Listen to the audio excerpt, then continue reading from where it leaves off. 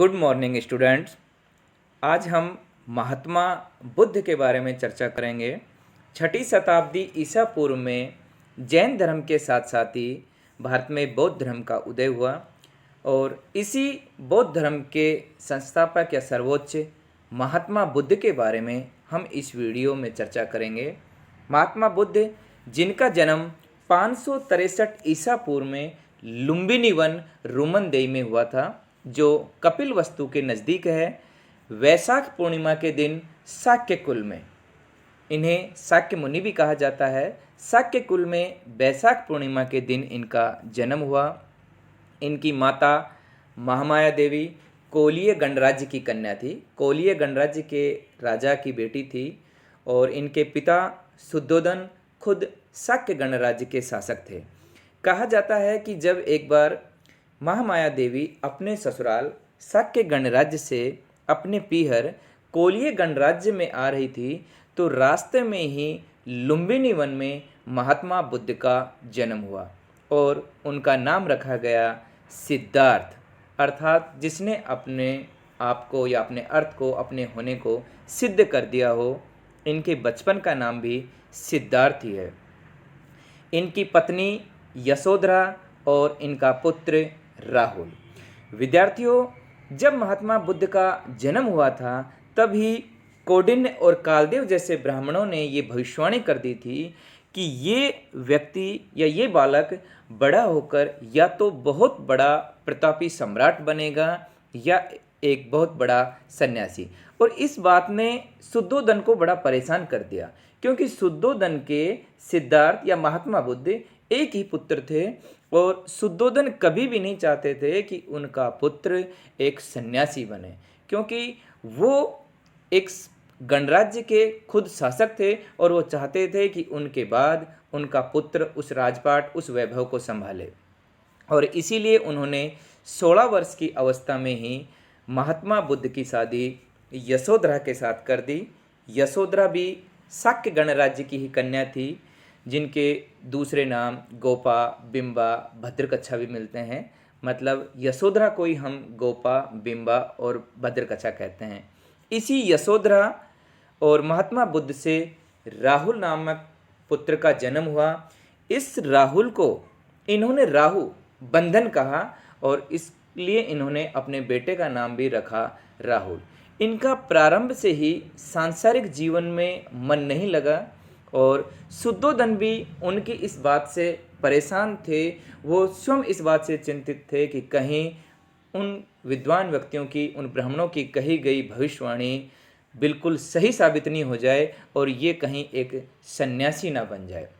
और इसलिए उन्होंने ये भरसक प्रयास किए कि उनका मन सांसारिक जीवन में लगा रहे। लेकिन महात्मा बुद्ध 29 वर्ष की आयु में घर छोड़कर चले गए, सांसारिक जीवन को त्याग दिया और उनके गृह त्याग की घटना महाभिनिष्क्रमण कहलाती है। कंपटीशन में सीधा सा प्रश्न पूछता है, महात्मा बुद्ध के गृह त्याग की घटना क्या कहलाती है? महाभिनिष्क्रमण। अब इन सब की महात्मा बुद्ध अचानक से 29 वर्ष की अवस्था में घर छोड़ देते हैं, ये कोई एक दिन की घटना नहीं थी, बल्कि इसके पीछे कुछ ऐसी घटनाएं घटित हुई जिससे महात्मा बुद्ध का मन सांसारिक जीवन से विरक्त हो गया। जैसे एक बार जब वो अपने नगर भ्रमण पर थे तो उन्हें रास्ते में 4 दृश्य दिखाई दिए। सबसे पहले उन्हें एक वृद्ध व्यक्ति मिला जो बहुत ही दुखी, उसके बाद उन्हें एक बीमार व्यक्ति मिला जिसे बीमारियों ने ग्रसित किया हुआ था और वो भी बहुत अधिक दुखी था। उसके बाद उन्हें एक मृत व्यक्ति मिला और उसके घरवाले जो उसके पीछे रो रहे थे उनको देखा महात्मा बुद्ध ने और उनके मन में मतलब ऐसा एहसास हुआ कि ये जो सारा का सारा संसार है ये दुख में है, हर व्यक्ति दुखी है इस सांसारिक जीवन में। लेकिन जैसे ही वो थोड़ा आगे जाते हैं उन्हें एक सन्यासी दिखाई देते हैं और सन्यासी बिल्कुल प्रसन्न चित्त मुद्रा में।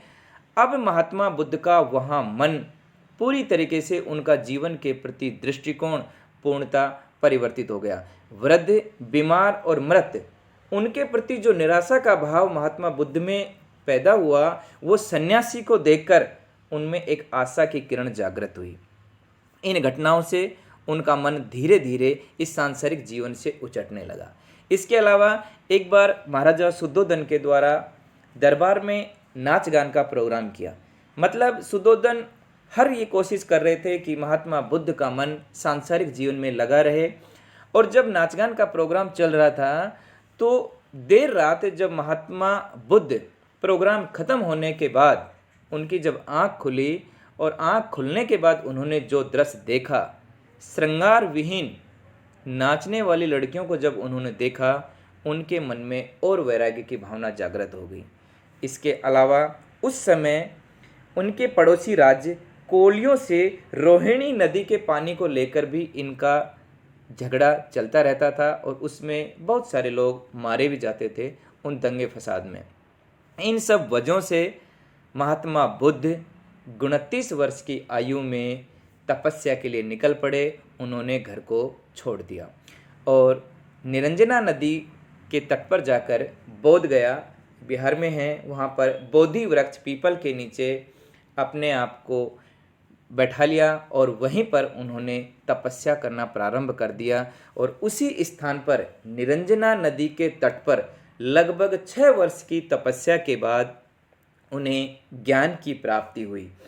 ज्ञान प्राप्ति की घटना को संबोधि कहा जाता है। इस संबोधि अर्थात ज्ञान, इस संबोधि की प्राप्ति के पश्चात ही गौतम को बुद्ध कहा जाने लगा, जिन्हें बोध हो गया या जागृत महात्मा बुद्ध।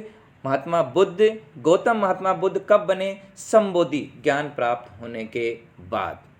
और वहीं से उन्होंने सारनाथ में सबसे पहले अपने शिष्यों को अपना ज्ञान दिया, अपना उपदेश दिया और उनके उपदेश देने की घटना को धर्म चक्र प्रवर्तन कहा जाता है।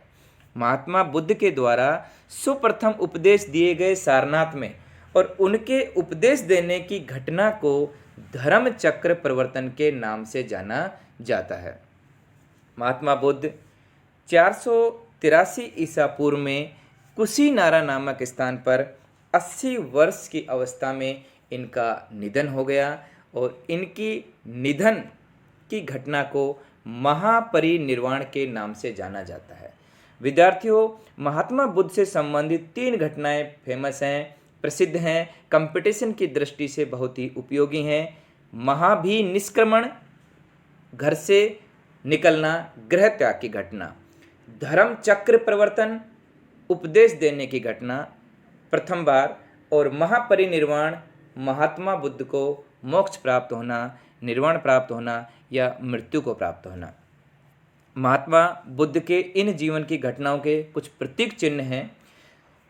जन्म से कमल या सांड, कमल और सांड प्रतीक चिन्ह माना गया है उनके जन्म का। महाभिनिष्क्रमण, गृह त्याग की घटना का प्रतीक चिन्ह है घोड़ा। इनके ज्ञान प्राप्त की घटना का प्रतीक चिन्ह है बोधि वृक्ष या सफ़ेद हाथी, बोधि वृक्ष पीपल। इनके प्रथम बार उपदेश देने की घटना धर्म चक्र परिवर्तन का प्रतीक चिन्ह है चक्र। और महापरिनिर्वाण का इनका प्रतीक चिन्ह है स्तूप। सारनाथ में ही महात्मा बुद्ध ने संघ की स्थापना की और इन्होंने अपने सबसे अधिक उपदेश भी श्रावस्ती, कौशल में दिए।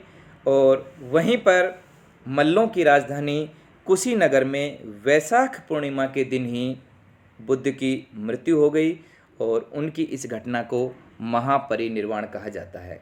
इन्हीं के नाम पर, क्योंकि वैशाख पूर्णिमा पर ही इनका जन्म हुआ, वैशाख पूर्णिमा के दिन ही इनकी मृत्यु हुई। इस वैशाख पूर्णिमा का बौद्ध धर्म में बहुत अधिक महत्व है, इसे बुद्ध पूर्णिमा के नाम से भी जानते हैं। इनके अलावा कुछ ऐसे व्यक्तित्व थे जिनसे का संबंध महात्मा बुद्ध के साथ रहा, जैसे महाप्रजापति गौतमी। महाप्रजापति गौतमी महात्मा बुद्ध की मौसी थी, क्योंकि इनके जन्म के कुछ दिनों बाद ही इनकी माता महामाया देवी का देहांत हो गया और उसके बाद महात्मा बुद्ध का लालन पालन इनकी मौसी महाप्रजापति गौतमी के द्वारा ही किया गया। महात्मा बुद्ध के प्रारंभिक गुरु आलार कलाम और रुद्रक रामपुत्र थे, जिनसे इन्होंने योग की शिक्षा प्राप्त की थी। इनके प्रारंभिक शिष्य उपाली और आनंद थे। इनकी एक शिष्या आम्रपाली, जो वैशाली की नगर वधू थी, ये बुद्ध की शिष्या थी। महात्मा बुद्ध का सारथी चन्ना, या जिसे छंदक भी कहा जाता है, वो इनके सारथी थे। गौतम महात्मा बुद्ध का गोत्र था। कहा जाता है कि शुद्धोधन की मृत्यु के बाद महाप्रजापति गौतमी बुद्ध के पास ही वैशाली में आ गई और इनके द्वारा जो संघ स्थापित किए गए थे उसमें प्रवेश की अनुमति मांगी। लेकिन महात्मा बुद्ध महिलाओं को, स्त्रियों को संघ में शामिल करने के पक्षधर नहीं थे। उन्होंने ये बात कही कि महिलाओं का संघ में प्रवेश वर्जित है। लेकिन उनके प्रिय शिष्य उपाली और आनंद थे, तो आनंद ने विशेष आग्रह किया महात्मा बुद्ध से कि महिलाओं को भी इस मठ में, इस संघ में प्रवेश करने की अनुमति दी जाए। तब महात्मा बुद्ध ने उन्हें कहा कि महिलाओं को इन संघों में प्रवेश तो दे दिया जाएगा, लेकिन उसके बाद ये धर्म ज़्यादा दिन तक चलने वाला नहीं है। ये धर्म चिरस्थायी नहीं हो पाएगा, क्योंकि अब स्त्रियों को ये अधिकार प्रदान कर दिया गया है कि ये संघ में भाग ले सकती हैं। इसलिए यह अब धर्म बड़ी मुश्किल से मात्र 500 वर्षों तक ही स्थिर रह पाएगा। प्रश्न ये बनता है कि किसके आग्रह पर महात्मा बुद्ध के द्वारा महिलाओं को भी संघ में प्रवेश करने की अनुमति दी गई? तो इनके शिष्य आनंद के आग्रह पर। अगले